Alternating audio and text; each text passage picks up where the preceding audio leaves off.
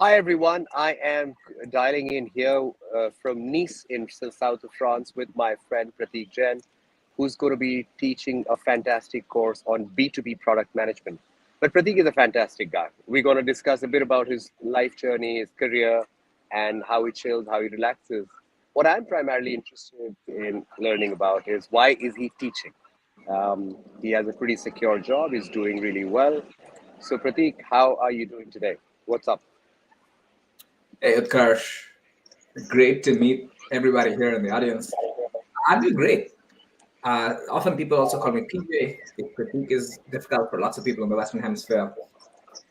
I'm interested in chatting about everything, not just the background of Nice right now, but the reasons we all teach, the reasons we all learn, and yeah, life is pretty exciting. So when life is on hyperspeed, you're trying to find ways to bring people along, and this is one way to do it. Awesome. I really feel that everyone should have a side hustle, and a side hustle could be something that they are passionate about. And I've seen you, or I've known you to be a fantastic explainer of things. You love to break down things from first principles. And is that something that you apply in your day to day thinking as a product manager at Twilio? I think that's the most appropriate way to take on hard topics. Um, as a product manager at Twilio, here I work in San Francisco. Every day in San Francisco, you're trying to look at the world in a lens of, can this be done better? Can this be more efficient? Can this industry take this problem on in a different way? And often the only way to do that is by looking at problems in a first principle. So if you look at what Twilio does, for example, we're looking at how companies communicate with human consumers. And generally, you would imagine that they just pick up the phone and call you, or they just send you an email. But how do they do that at scale? And when we say scale, last year, the Twilio platform powered 4.3 trillion interactions. Now, remember, the world has only 7 billion people. That means everybody got hundreds of emails, hundreds of text messages, hundreds of phone calls. And it's not spam, because that's one of the things my team does. It is real valuable stuff that tells you your Uber has arrived or your DoorDash is here at the scale of these companies growing as fast as they are. And so you have to think of it as first principles. You have to think of it as, what do I do that helps Hmm. the impact or the mechanics of this scale infinitely? Right. Hey, tell me something. Didn't you get this extraordinary talent or exceptional talent visa recently? Or was it what? Extraterrestrial citizen of the world? Was it because you're a great product manager? How did that happen? I recently got a visa designation called an Alien of Extraordinary Talents, which is a strange way of saying smart person, I guess. But it's usually centered around anybody who has a specific talent in a particular field. So often they give it a nickname, the Einstein visa. And frankly, you don't have to be Einstein. Frankly, you just have to have some passions that you get really good at, and the world comes to acknowledge it. If you are the world's best juggler and you win the world juggling contest, you can get the Einstein visa. I personally uh, found myself being pitched by my lawyer to go get this visa. And I said, why would the world consider me extraordinary? And she just looked at me in disbelief and read me back my resume. And it turns out that the US will consider you as an extraordinary alien if you have built a hybrid airplane that NASA certifies as the world's first hybrid airplane, if you've got some patents on rocket design and airplane design, if you have built some software that, well, actually, recently, during the COVID pandemic outreach times, my team built some COVID outreach software that President Biden then used and announced in his State of the Union speech, saying we're just about to launch this product. He, of course, didn't name who built it, but I was in the background ramping up capacity of our systems exactly for the same reason, for scale, because the president was announcing it for the rest of the United States. And suddenly, the United States government was like, hey, wait a second, if our president is talking about stuff and PJ is in the background making it happen, then maybe we should give him an extraordinary visa. And this is a really hard visa. The name says it all. But now it sort of frees you up, right? Now, as an Indian born um, or Indian citizen as well, if I'm not mistaken, living in the US, you're in a way, you and your lovely spouse, you're free from the visa struggles that millions go through year after year. Um, Many times people look at uh, careers as means to an end. Oh, let me get a top-notch MBA, let me get a top-notch job, let me get a few CV points so that finally I can get over my troubles, get a extraordinary citizen visa, settle down in a place of my choice, so on and so forth. Basically, of a life deferment plan. Now you've done a really good MBA. You've literally got the extraterrestrial visa and what have you. Right. Why still do more? Why not rest? Oof. What? Why rest?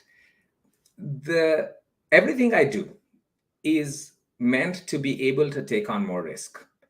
So if it is a very secure job, it allows me to stop thinking about the financial pieces of this life equation and then go take on some risks in the side hustle. Initially, um, I came to the US obsessed with airplanes, obsessed with the idea of designing airplanes. College taught me that it isn't just airplanes that are cool, it is problems are worth solving, and technology is a good means to solve them. So suddenly I found myself building rocket engines, and airplanes were normal airplanes, right? Why did they need to be hybrid? Because it's better. I think there's no point. I don't know why Utkarsh would be asking me a question about resting when he doesn't sleep. Uh, No, but I'll tell you why I'm asking you, Pratik, this question. Because, hundreds and thousands of people, hundreds, many people will be taking your course. Look at careers as a means towards an end. Oh, I'm doing this so that one day I get a visa. I'm doing this so that one day I go to a top-notch MBA. I'm doing this so that one day NASA recognizes me or somebody recognizes. It's all means towards an end. But when you came to me and said that, hey, I want to teach a course, I want to teach what I love. I love product management. I love scale. And I was like, wow. I mean, I'm proud of my friend. You literally have like an impeccable CV and you want to do more. So this hunger needs to be demystified. And for whoever listens to this, whoever watches this, I want to drive home the point. Uh, Whether you rest or not, you cannot look at your CV or your work as a set of checkpoints. Because Pratik literally has all the checkpoints. No more I'll are required. I'll add to it. I think people who are trying to build a resume that fits all the check boxes often miss out on the joy of doing what they really enjoy. And often there are things that you will be like, oh my God, this will be the most important thing on my CV. Let me go do that. And you don't enjoy it. And then you decide, okay, fine, I'm going to do it for the CV. And a few years later, you will happily and actively just remove that item from your resume because it isn't something we want to be talking about when you're talking to people about future career options. Frankly, yes, definitely. I've coached a lot of MBA applicants and aspirants for these visas and talked them through, okay, why did you do this? Why did you do that? And their reason was check boxes. But they didn't have great memories of it. I've only often followed obsessive passions. And there are times when you reach an obsessive passion and then you're like, okay, now what? So when I started designing airplanes at the age of 22, I was suddenly like, shit, this was my life's dream. Now what? And it took me a few years. It took me, I did some startups. I went on about an MBA to get to the point of okay, what next is actually a passion for building technology that scales. Now I'm here and I'm building very hardcore technology. It has a lot of influence in the world. And now for me, the what next question is where do my personal impacts scale further? And one answer is teaching. Another could be some more startups. Another could be writing some more. And we talk about micro experiments, and you talk about it in your new book. Micro experiments lead you into many tangents, but they're mostly joyful. And there are some that you can do again and again, getting more out of it than before. But then that micro experiment becomes your own. So I want to tell everyone, on Network Capital, there are no secrets. Pratik and I are dear friends. We know each other for many years. But I really asked him when he was thinking of this course, why are you doing it? Like, you've just like gotten over something really busy. This is not something that's going to make a significant difference to your, your income or anything. It's like, money is, it's mostly a philanthropic initiative from your side. And this is not going to be an easy course because you want to select top-notch, hungry students who want to learn. Are you really willing to put in the effort? And he said yes. And I said, okay, let's do this then. And it's been fun. Like, we have formed a really interesting cohort. We have, at last I checked, 14 or 15 people. I'll have to just go back to my numbers again.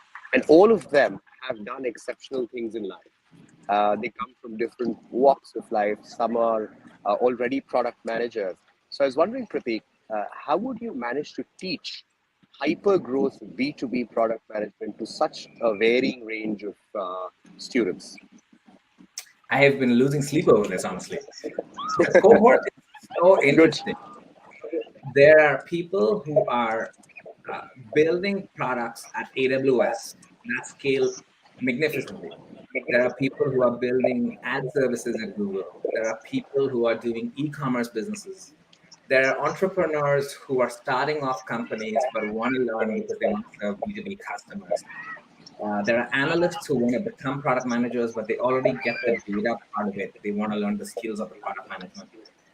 And I've been losing sleep over how to make their time really valuable.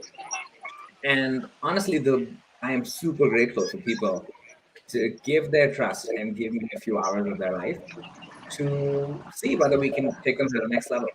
I'll give you a story though, Kurt. A few years ago, I got this wonderful opportunity to teach at the Tacoma Women's Prison in New York State. Oh, And what I was teaching I don't them, think I know this. what I was teaching them was financial literacy and basics of entrepreneurship. Because our theory was that once they leave the prison, it'll be very difficult for them to get a traditional job because the United States has it on your record that you were incarcerated. So we wanted to teach them how to manage money better because most of the petty crimes were definitely committed because of a lack of resources, and how to kick off anything, a food cart, a little laundry business, a little home janitorial service. And in that classroom, there was one Russian lady who already had an MBA, and I was an MBA student back then. There were a bunch of women who had varying degrees of high school and college education. There was one lady who had just completed third grade and then left school. And there was one lady who only spoke in Spanish. So every time I would make a complete point, I would look around and I would wait till the person who was her friend explained it to the Spanish lady what this means. And I would look at the lady who already had an MBA to see if she wanted to add anything. And in this cohort of 35 people who had been judged for the worst day of their lives, some of them I found out later had been in there for triple murders. We still had a whole bunch of them coming forward to give me a hug at the end of the course because they got something out of it. And they now had a chance at a more free life after they left the prison.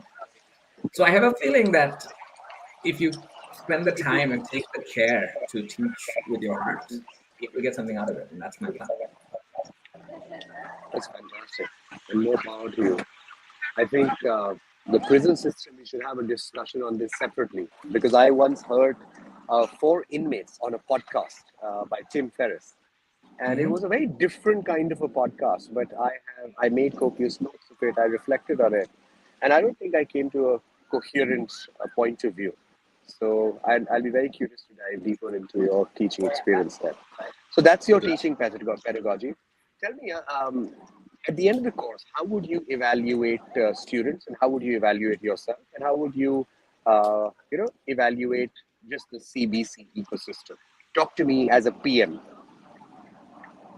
So the metrics of success, they're very important.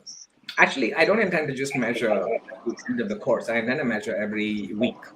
The hope is that people have a quick rubric, 5 questions, 5 tick marks, of whether a session was valuable, whether the homework, every session of homework was valuable, whether people got something as an insight out of their cohort peers, and how easy were their peer mates to work with. Because if somebody give you the gift of feedback, that is a gift that's super valuable. I'm looking to get at the end of the course this. It's a fairly intimate cohort. It's less than 25 people. I'm hoping that one, the community lasts. I remember I Yeah. took a cohort-based course about writing with you, Kurt.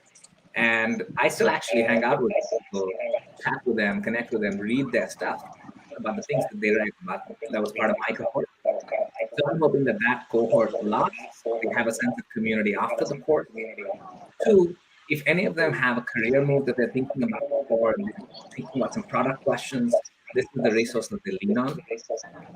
Three, I want to give people a set of ways of thinking and a set of ways of approaching a problem that if they were to apply, they can make better decisions than they were to before. It's a very PM thing, right? It's like a very MBA thing. Frameworks. Less about frameworks and more about an approach to problems.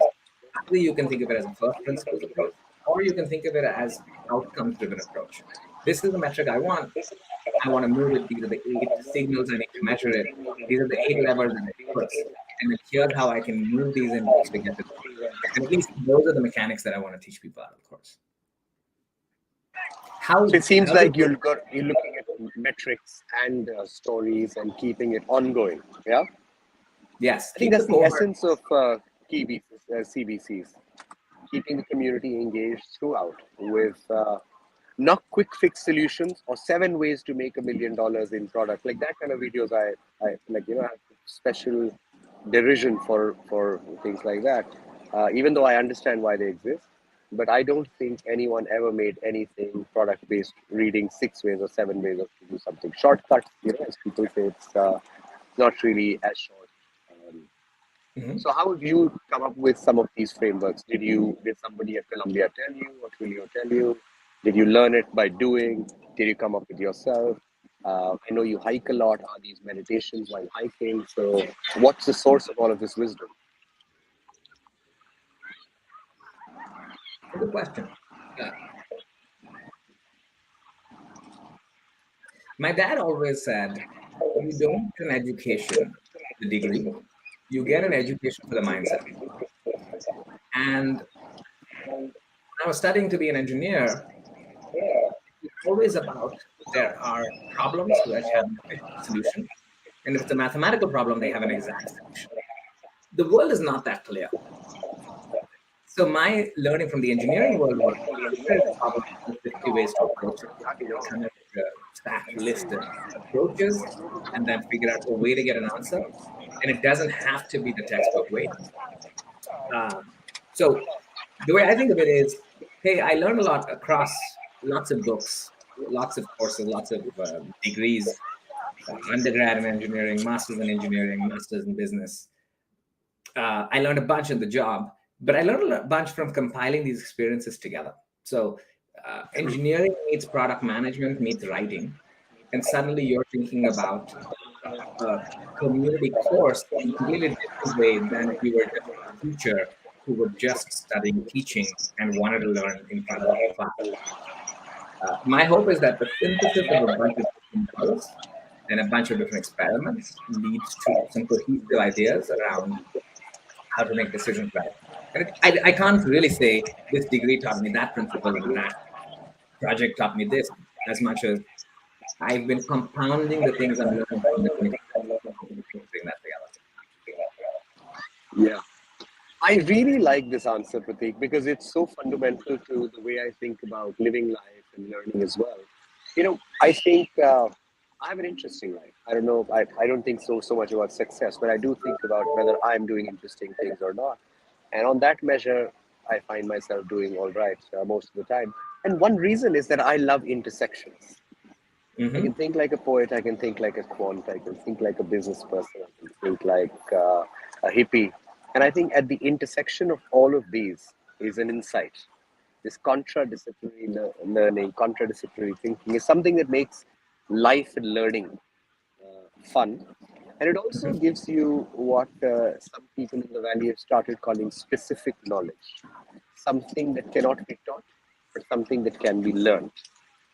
So the way I look at your cohort-based course on a very specific kind of thing, hyper-growth B2B product management, is that you're not here to give formulae only that people should mimic and suddenly they'll become better product managers.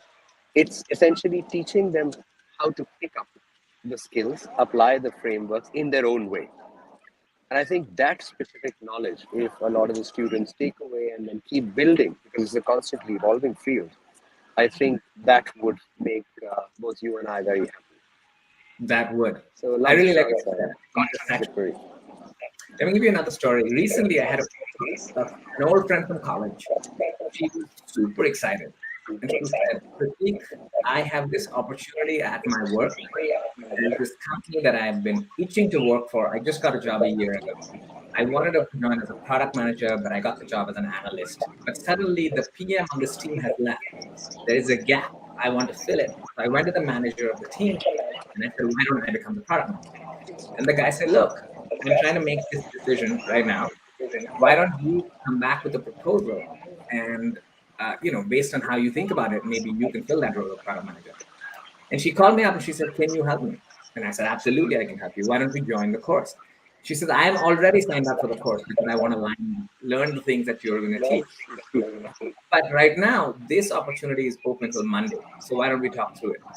So she laid out the problem that she was thinking about. And I said, this is exactly the kind of material, the kind of ideas, the kinds of questions we want to tackle. So what I asked her was, can I use this example in the course as the opening decision point? And she said, you can totally do that, but let's solve it together. And we did. And at the end of the conversation, it was so, like you call it, such specific knowledge. The questions I asked her were completely different from the questions that the analyst in her had asked already. So she had already pulled all the data.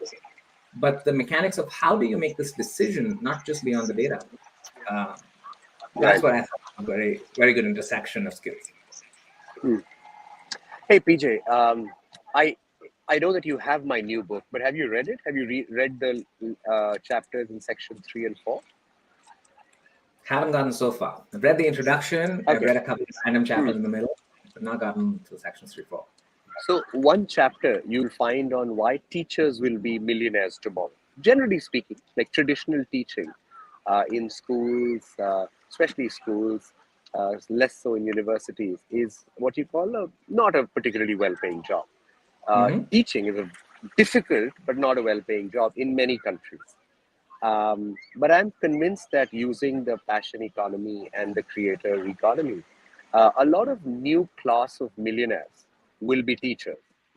And I document some of the people who taught cohort-based courses on Network Capital, a platform similar to that, and generally the evolution of teaching. And I really feel that after a few cohorts, what happens is that reputation spreads and people start telling other people. And one of the case studies that you'll read in the book is of this self-proclaimed unemployable philosophy professor from Lebanon who migrated to Spain in the midst of the crisis. He teaches a fantastic CBC like yours, but on philosophy. And he went from, the absolute catastrophic situation that there is in Lebanon to now becoming among the most empowered people financially in that country. He now moved to Spain, etc. And I think the point is twofold. One is you can actually make a pretty handsome living doing so. But second, it's also a job on your terms. And most fundamentally, teaching should not be underpaid. Learning is something that if a teacher has to do a good job, he or she needs to prepare a lot for it. And on the internet, if you're creating a course, if you're trying to do it, you have to do sales, marketing, etc., course analysis, structuring, largely by yourself. So I actually am of the belief that teachers should be better paid. One of the things that we're trying to do on Network Capital through faculty like yours is to imagine, can you really build, say, an Oxford on the internet or a Columbia on the internet at 1% the cost? And my answer is at least coming to the conclusion that yes, we can, if we assemble the best teachers and empower them to do what they love. And you are a fantastic example of somebody who I blindly trust to be able to deliver the course and do justice to it. So yeah, thanks for helping us with this mission, Prateek. I just want to conclude. Hang on, before you go there, I think it's in your family, right? This bloodline of we want to empower the world with our art, our poetry, and our teaching. I know you're diving deep into it. What keeps you? what keeps you away from that imposter syndrome of, am I the expert to talk about the subject? There may be so many more who have an opinion and more. Yeah. Pratik, let me turn my camera and then I'll tell you whether I practice what I teach or not. Do you see? Yes, I see this wonderful beach in France. The gorgeous is one of the prettiest beaches in the world. It's the Nice in south of France. And I don't need to take this call. Just the way you don't need to, make yourself available for this cohort-based course. But there's something within you that tells you that you need to be truthful to your curiosity. I don't care if I'm the expert on building network capital or building networks for education or passion economy, but I do know that it'll be hard to match my curiosity. Yeah. And with curiosity comes authenticity. With authenticity comes conviction, and if you keep showing up, it's just, and you have friends like I do, Prateek Jain and his better half in San Francisco and around the world, things start coming together. So I don't worry too much about expertise. I try really hard. I read and write and think almost all the time. And I try to build a career now, which is at the intersection of doing what I love, teaching what I love, and connecting with people who I love. And why? You know the answer, but I think just to verbalize it, my theory of change for the world is that the way to make it a better place, or the way to make a tangible difference, is through people's careers. And the way to change people's careers is to put them in touch with relatable mentors and have them learn from it. If you do this at scale, people will be able to make an impact on the world through their careers at a scale that is unimagined. Because change doesn't happen in theory; it happens bit by bit, change by a change. So I'm a big believer of the slow movement, even though I'm evangelizing the B2B hyper growth product management course through this, because it fits into the philosophy of it. Yeah. So yes to imposter syndrome. Anybody who doesn't feel that is probably lying. But curiosity is a good antidote towards that, I think. What do you feel? Did I give you a decent enough answer?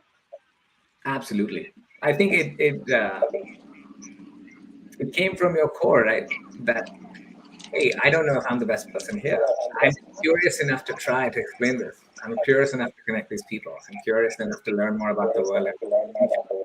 And that's a powerful thing, powerful way to think about it. Awesome.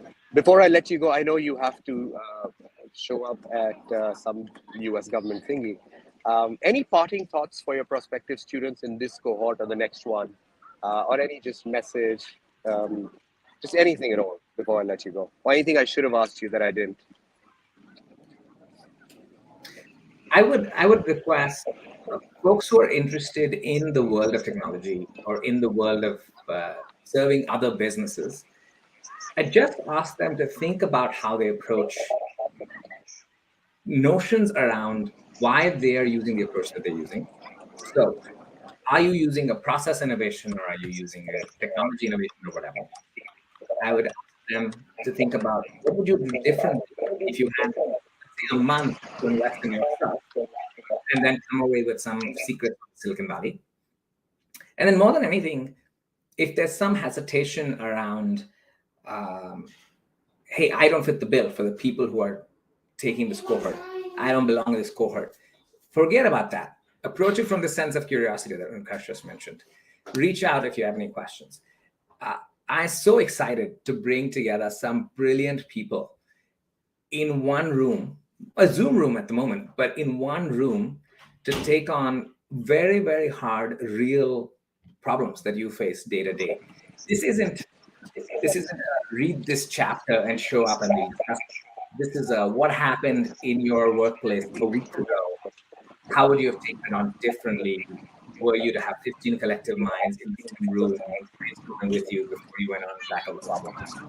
Communities are powerful things. In fact, communities of tightly knit people are the most powerful things in the world. It isn't a specific skill. It is a band of brothers, a band of sisters that has been the only thing that has ever changed the world. Prakash said his theory of change is incremental but slow but steady progress. Mine is similar. Mine is that expectations breed performance. Most of us approach the world out of fear. If we can unlock people to not look at the world and their careers as a sense of fear. Oh my God, if I don't do this, I won't have enough money to do that. But more, oh my God, I have 35 years left to live. Wow, it's such a short time. Why don't I chase every curiosity I have? But slowly and steadily so that I can build some momentum along the way. I think miracles can happen when we all do that. I love it, Prateek. I'm going to be in SF next month for the launch of my book, so the cohort will get to perhaps do a class with you and I in one room. Finally, long That'd be awaited. great. Go enjoy yourself, everyone. My very dynamic colleague will share the link to sign up for Prateek's course. If I were you, and if I were interested in product management or business school or anything of this sort, I would enroll in it. But I leave that decision to you. Thank you, Prateek. Thank you, everyone. And speak to you soon. Cheers. Bye.